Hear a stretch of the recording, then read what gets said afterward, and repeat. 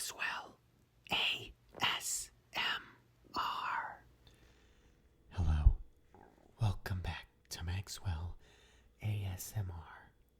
This is my third and final Christmas reading of the season, and this one is adapted from a movie.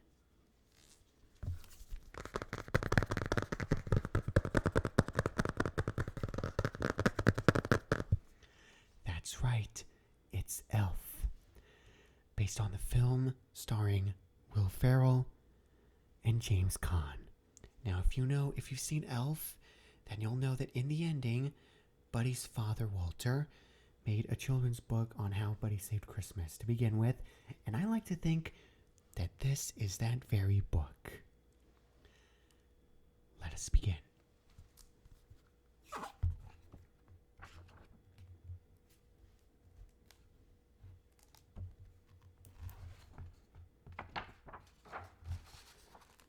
This is Elf, based on the film written by David Berenbaum, illustrated by Kim Smith.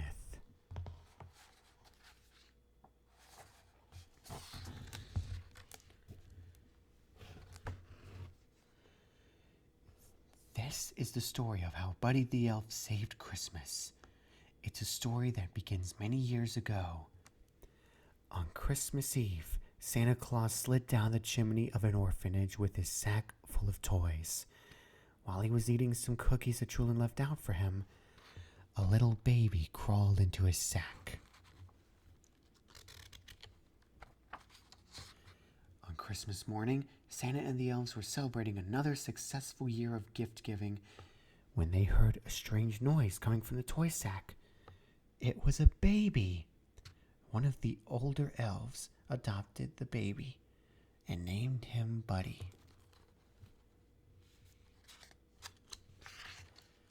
Although Buddy grew twice as fast, he was no different from the other children, and he had more Christmas spirit than anyone. But it wasn't easy being a human in an elf's world. Buddy could never make toys as fast as the other elves could. I'm the worst toy maker in the world. I'm a cotton-headed ninny-muggins. You're not a cotton-headed ninny-muggins. You're just special. Buddy did his best to fit in, but Papa Elf knew that he had to tell Buddy the truth. Papa Elf told the story of how Buddy had come to the North Pole as a baby. His human father, Walter, never knew that Buddy was born. Walter lived in a magical place called New York City with his family. But that wasn't all. Santa had one more surprising thing to tell Buddy. Your father, he's on the naughty list. No! Some people just lose sight of what's important in life, Santa explained. That doesn't mean they can't find his way again. Maybe all he needs is a little Christmas spirit. Buddy was determined to bring Christmas cheer back to his father, and all of New York City he could. Buddy said goodbye to Santa, the elves, and Papa Elf. He knew they would always be there for him.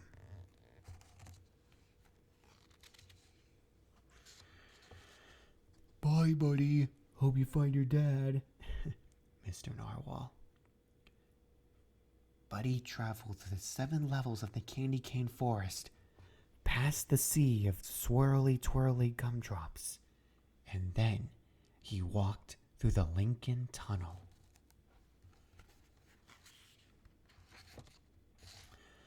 Buddy quickly learned that New York City was truly a magical place. He made new friends, got his shoes shined, ran circles through a revolving door, and played hopscotch on the crosswalk. Finally, Buddy went in to see his father, who worked in an office in the Empire State Building. But Buddy's dad did not want to see him. He didn't believe that Buddy was his son or an elf, and he ordered him to leave. Buddy was beginning to understand why Walter was on the naughty list. Buddy left feeling discouraged, but then he saw something that made him smile. A big store decked out for Christmas. Inside, a girl named Jovi was decorating a Christmas tree. Buddy was glad to meet another human who shared his appreciation for elf culture. Jovi told him that Santa would be visiting the store the next day. Buddy was so excited to see Santa again. Buddy stayed up all night decorating the store in preparation for Santa's arrival. But when Santa arrived the next morning, Buddy realized that he was an imposter. "You smell like beef and cheese. You're not the real Santa. You sit on the throne of lies." Buddy ripped off the fake Santa's beard, and all the children screamed. He caused such a ruckus that the store manager called Buddy's dad to pick him up. Buddy met his dad's wife, Emily, and their son, Michael. They were much friendlier than his dad. At dinner, Buddy told his family all about the 4 main food groups that elves ate: candy, candy canes, candy corns, and syrup. Buddy wrote a whole list of things that he wanted to do with his dad. They would make snow angels for 2 hours, go ice skating, eat a whole roll of cookie dough as fast as they can, and then to finish, they would snuggle. But Buddy's dad didn't want to do any of those things. All he wanted to do was work. So Buddy went to work with his dad. He tried coffee. He helped answer the phones. "Buddy the elf, what's your favorite color?" And he sorted packages in a shiny mailroom. Buddy hadn't forgotten about Jovi, the girl from the store. On Christmas Eve, they skipped down the sidewalk together. He showed her a sparkly Christmas tree in a shop window, and Jovi showed Buddy the biggest tree in all of New York City. Buddy was so excited that he interrupted a big meeting at his dad's office to tell him all about Jovi. I'm in love, and I don't care who knows it." But Buddy's dad didn't want to be interrupted. "Get out!" Buddy was so upset that he decided to run away. He left a note behind. "I'm sorry that I ruined your lives and crammed 11 cookies into the VCR. I don't belong here. I don't belong anywhere. I'll never forget you. Love, Buddy." When Michael told his dad that Buddy was missing, Walter felt sorry for yelling at him. He knew what to do. Walter's boss didn't want him to leave the meeting, but Walter said that nothing was more important than finding his son. Buddy was on his way out of the city, but then he saw something strange overhead.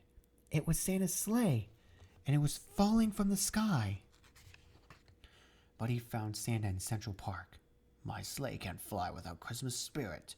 There's just no Christmas spirit anymore," Santa explained. "I need an elf's help." "But Santa, I'm not an elf." "Buddy, you're more of an elf than anyone I ever met." Suddenly, Walter and Michael burst through the trees. They'd been looking for Buddy all night. "Buddy, I need to apologize to you," Walter said. "You were right about everything. You've been right about everything, and I don't want you to leave. You're my son, and I love you." "I love you too, Dad." While Buddy helped Santa fix the sleigh, Walter and Michael joined Emily and Jovi in the crowd outside Central Park. They needed to help people find their Christmas spirit. Jovi remembered something that Buddy had told her. The best way to spread Christmas cheer is singing loud for all to hear. One by one, everyone began to sing. Except for Walter. "Dad, you have to sing." "It's working," Buddy exclaimed. Finally, Walter joined in. "Santa Claus is coming to town." Just in the nick of time, Santa's sleigh soared into the sky. There was so much Christmas spirit in the air that the sleigh flew all the way to the top of the Empire State Building. The next day was Christmas. It was the best Christmas ever because Buddy got to spend it with his whole family, doing all of his favorite things: singing, giving gifts, and snuggling. And that's how, with a little bit of help, Buddy managed to save Christmas. And his spirit saved a lot of other people too. The end.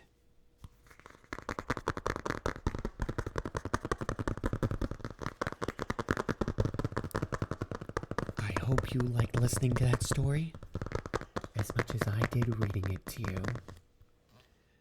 And that's the last of my Christmas stories. I may release something else Christmas related later, but we'll see. Good night, and happy holidays.